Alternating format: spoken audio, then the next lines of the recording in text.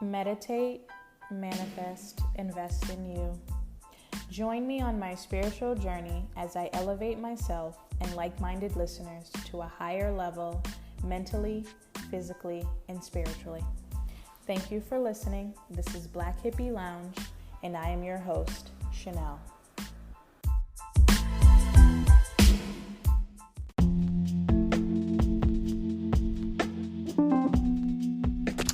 So, good afternoon. Happy New Year. I hope everybody had a great New Year's weekend. It's kind of dope how it fell on a Friday. Yeah, New Year's Day was on a Friday, so it was like a long weekend.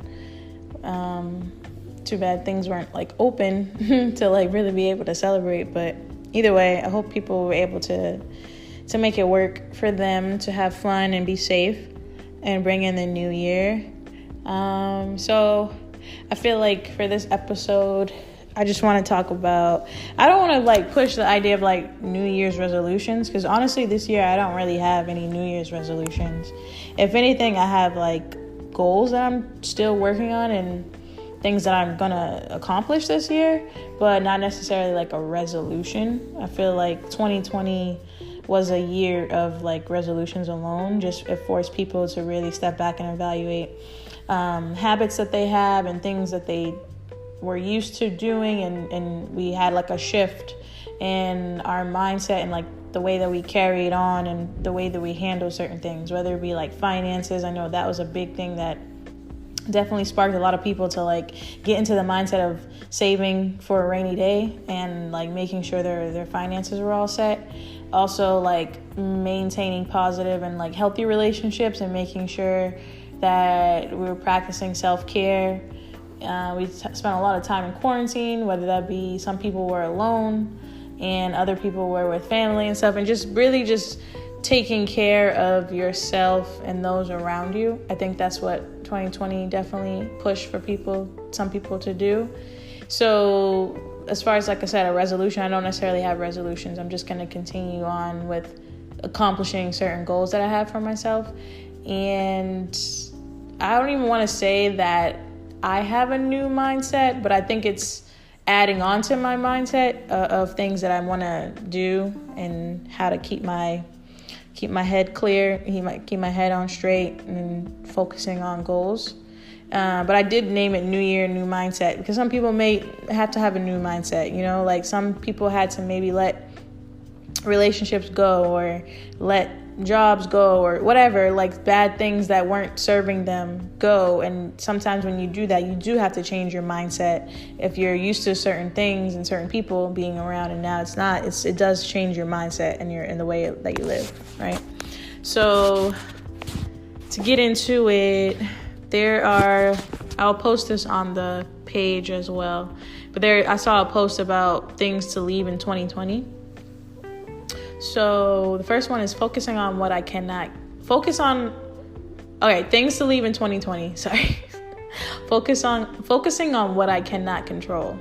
That's definitely important, because I feel like I've talked about this before. Like as a Virgo, sometimes I tend to really want to have control over things, and I've realized that this year that sense of wanting to control is because, for various reasons, sometimes when you are in a constant environment of chaos, whether that be like physical chaos, like unkept areas, or mental chaos, when you have so many things going on, emotional chaos, when there are so many different emotions and there's no stability or emotional availability being given to you, then if that's how you grew up, then like as an adult, you try to control because you didn't have any control as a kid. If that makes any sense. But when you focus on what you can't control, it just makes you even more uncontrollable or just like more anxious. I know for me, like this year I really was forced to learn how to just like go with the flow, which is very much something that I was struggling with before, because I always felt like if I had control, then I can avoid hurt and I can avoid make failure and stuff like that. But I also realized that when you're doing that, you're not enjoying the moment, and you're more than likely going to miss out or extend the lesson that the universe is trying to teach you anyway. This year for me, this past year, 2020, was definitely patience on various levels, especially when it came to like relationships, getting to know people, work, money, things like that. It was just all around. Definitely 2020 for me was learning how to have patience, how to live in the moment and go with the flow. And even if you do have plans, just being open, definitely opening my head, like opening my mind, opening my heart more, and just opening my, I don't know if I would say my soul, but just opening my whole mindset to like having the idea that no matter whatever's meant for you will come to you, regardless of, you can make a wrong turn, but the universe is still going to push you into the direction that you're supposed to be in, and things will happen the way they're supposed to. So just learning to live in the moment, enjoy things for what they are, enjoying people for who they are. Can't control people. People will do what they want to do, and it gives you the choice to say, to decide whether you want to continue on interacting with people or you don't. So also things to leave, holding grudges. Ooh, that's definitely, it's crazy because that's something that I also left behind in 2020. I didn't really have a grudge, but in 2020 I was able to pretty much, I don't even want to say squash. I was able to have a conversation with someone that was able to, like, it was like that last release, and to be able to be at a level where we could be cordial if we come across each other. So I wasn't necessarily holding a grudge. I was just like avoiding someone. I wouldn't even want to say avoiding. I was just like not interacting with them just because of things that have happened. But being able to release that, it just definitely like takes a weight off your shoulders, and it just opened up for me to be able to like get to know other people and not have any hiccups or something like that, or anything holding you back. Another thing to leave, allowing others to affect my mood. So I feel like that's kind of similar to the episode that I did. Oh man, I forget what it's called. When I was talking about letting people interrupt. Oh, boundaries. When I was talking about boundaries, like setting boundaries, not letting people affect your mood. Whatever they're on doesn't mean you have to be on it. You can still respond to it in a way that works for you, and not to affect your mood in a negative way. Playing small. I don't feel like I was playing small in 2020, but definitely like whoever was, like that's not. Yeah, definitely leave that in 2020.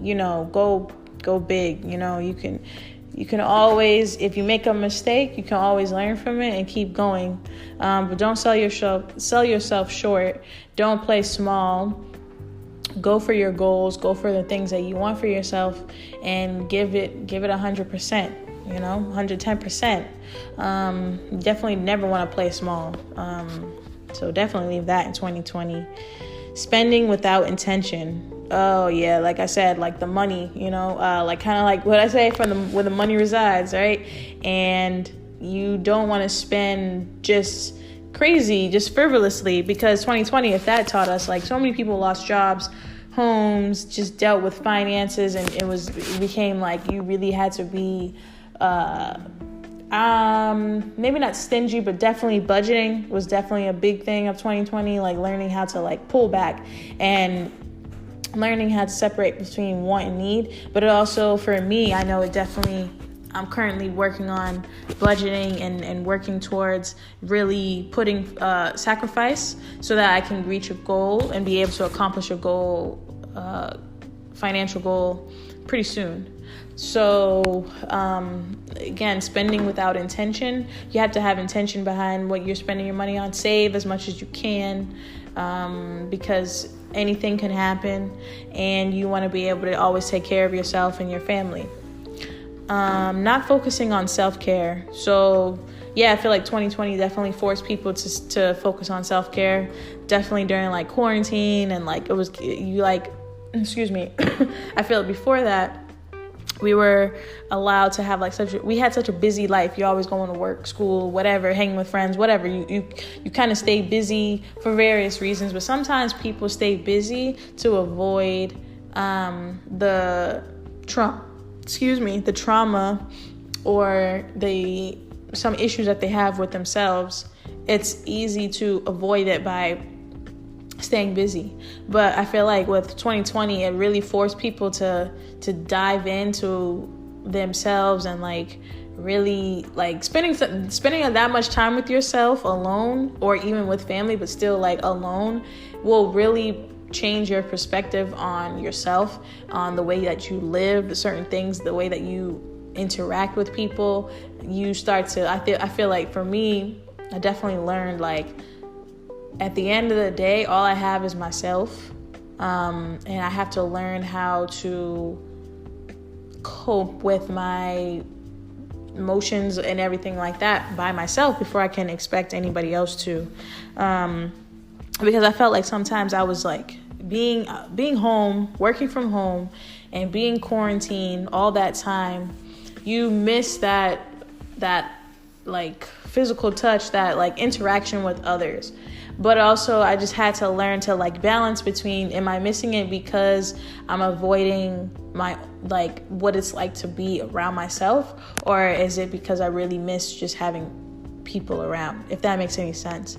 Because there were times when I was just like, oh my gosh, like nobody's really hitting me up, nobody's like checking on me. But it's like people, you have to like step back and like everyone else is going through a lot of stuff right now too. So I feel like it definitely forced people to depend on themselves and do things for self-care to make yourself feel better, instead of like expecting friends or family or whoever to reach out and ask you how you're doing. I'm not saying that nobody should or nobody did. It was just like at those times when it was just like, dang, I haven't heard from anybody, or I haven't heard from this person, instead of just like hitting them up and being like, hey, I haven't heard from you, it allowed me at least to step back and say, okay, why do I feel the need to hear from these people? And what about my self-care regimen am I not doing that is making me feel like I need to have this attention? You know? So definitely, I'm still working on it, just practicing self-care. And self-care can be various things, but it doesn't mean you do it once and then it's like, oh, okay, now I'm cured. Like you have to constantly make it a routine, you know, constantly taking care of yourself in various ways. I would say for now, like I'm glad that I've gotten back into the gym. I'm going back to workout class, and that's definitely a good self-care for me, because it just allows me, and it not just health-wise, like working out, like how I'm gonna look. It helps me like with my skin, with my brain, like everything, my sleep pattern, my eating habits. It just overall, it takes care of me. So I know that me getting back into it, even though it's tough, it just pays off, and it's just something that works for me. But also like being able to do fun things with friends and stuff like that, just taking care of you all around, basically, and just making sure that we do focus on self-care rather than avoiding it or just not paying attention to it. Another thing to leave in 2020 is not feeling enough. You are enough for you. First of all, you should be enough for you. And if you feel that you aren't, then you need to evaluate why you don't and work on you until you're enough for you. Because if you're not enough for you, you won't ever feel or believe that you're enough for anyone else or for anything else, whether that be a relationship, a job, to accomplish goals, anything. You're always going to beat yourself up or feel like you have to question everything. And who wants to live a life like that, where you question everything or you feel less than? Like you're more than enough. You have to remember that. You have to tell yourself that, remind yourself that in various ways, whether it be like affirmations or just writing things down, or just, taking the time to reflect and journal, anything, just remind yourself that you are enough. And anyone who doesn't make you feel like that, then they're not for you, You don't have to beat yourself up to be enough for someone. You're already enough. Another thing to leave in 2020, the need to always be doing something. That was definitely a one that I struggled with. And sometimes I still do, because I feel like, I don't know, like I saw a lot on Instagram and like on social media throughout 2020, and like especially like quarantine time, is that this whole pandemic forced people to really sit down and do nothing. And I know for me, that was tough, because when the quarantine and coronavirus and everything shutting down, when that first happened, I was excited to be able to work from home. And it just gave me a way to like finish the semester strong without having to worry about school or transportation and all that other stuff. But when it was like, I remember when it was like that in between, that little break between the spring semester and the summer, I was like good for the first couple of days. Then I was going crazy. I was like, okay, I feel like I need to be doing something. And I realized that was just it's sort of like that can be a coping mechanism. Like, I feel like when you feel like you're doing something, then you are avoiding your feelings. I know for me, it's a way to avoid my feelings. And it could be a way to avoid your responsibilities in a sense too. It can be a way to avoid trauma. It can be a way to avoid like just running away almost in a sense. So when you realize that you don't always need to be doing something, then you have to sit down, and again, it gives you the time to like relax, but it also gives you that time to be in tune with you and see like what it's like, almost like to hang around yourself, and what it's like to be around yourself. And if there are certain things that you realize that, oh man, like, maybe I'm not as fun or whatever, or, maybe I'm too anxious or something, then it was a way for us to evaluate things about ourselves and figure out what, maybe not necessarily that we need to change, but the way that we choose to do things, if there's room for improvement, then it left us room to like work on that. So, or at least for me, I know, and I'm sure for other people too. So I definitely say that was a good one too. Like, the need to always be doing something can definitely be detrimental, because it could, especially to your mental health, because we as humans are not meant to be constantly doing something, constantly working, constantly just going.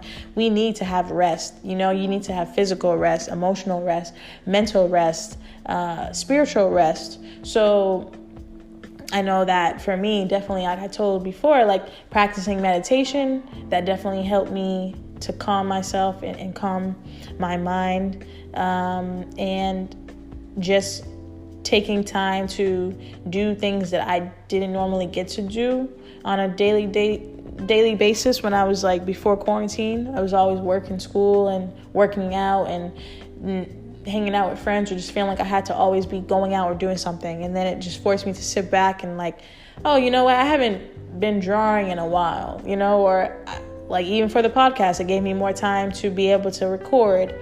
And I got to get skates, like something that I never thought I'd be able to be doing as an adult, because I just didn't have time for it,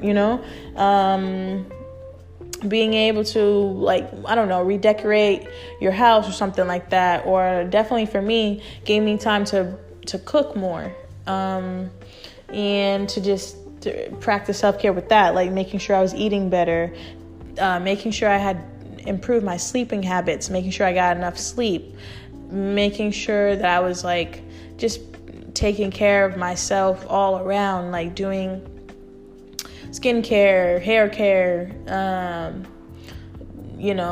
just everything, making sure that I was taking care of my body from head to toe more. And also being okay with just relaxing and watching a whole series. Like before, I would be like, I feel like before COVID, I have a TV and like I had cable and stuff, but I never sat down to watch it because I was always on the go, whether it be going to class, because before I was going physically to class two nights a week, plus going to work, so it was just like I didn't have time to sit down and watch TV. And on the weekends, I was running errands or hanging out with friends or doing homework or something like that. So with quarantine, I watched the whole Office series. Never would have been able to do something like that on a regular basis before COVID because I didn't have time. So, and I'm glad I did because now I think it's off of Netflix, which sucks, but I watched that. I watched Girlfriends, like the whole 8 seasons, obviously not in one day, but my point is like those are things that I enjoyed and I didn't realize that I needed, but I probably would have never done that if it wasn't for COVID and just basically universe telling me to sit down somewhere and enjoy my TV, enjoy my home, like enjoy my apartment, enjoy I made the decision to get rid of cable and just have Apple TV, which has been a great decision for me because I realized I didn't really need cable like that. But my point is like, it just allowed me to sit down and like enjoy things that I probably wasn't enjoying before, like watching TV or something like that, and just giving myself the opportunity to do so and not like coming down on myself saying, okay, you shouldn't be watching TV, you should be doing your work, you shouldn't be watching TV, you should be going out or something, like it forced you to be like, no, it's okay to sit down and watch TV, it's okay to take a nap, it's okay to just chill and read books, anything really, draw, whatever. It was just letting me to really just explore and do whatever I wanted to do.